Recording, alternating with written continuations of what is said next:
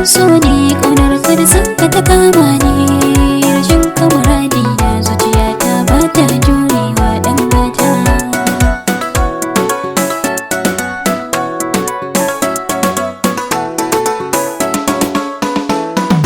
Tunda kina so na tuni ma kin ga na san ki, kika ce mini kin yarda kuma kin ce ni ne zaɓin ki, kuma ni ma buri na kullum naga kyawun fuskar ki, kina yin fara'ar ki murmushin ki kamar zai sheke ni yan mata.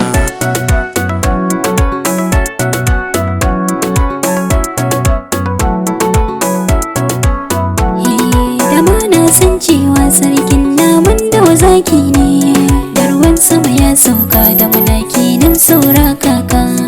Waɗansu suna cewa wai akan ƙaunar ka nake hauka, ka ce musu na yarda kuma ni ka taho zan goya ka ɗan gata.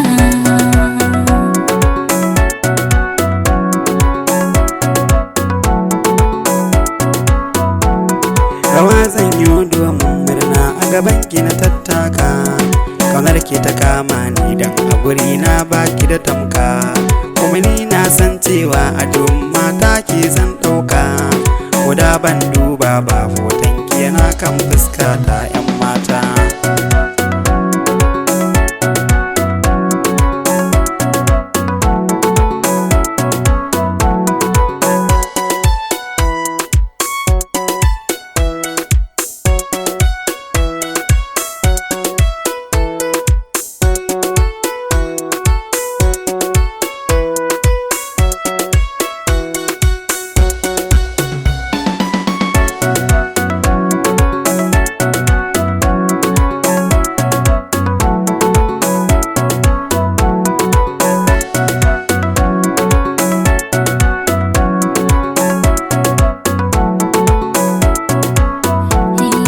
Na faɗa kogin ƙauna kuma kai ne zaɓina, zubar suna na sa daɗin tera san ƙalbina.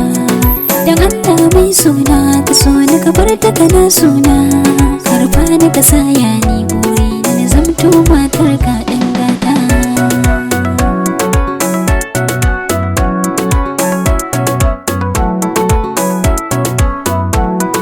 Duk a cikin so ne guguwar kauna ke ɗibana, tafiya zami tare da kai ni gurin ni mai sona.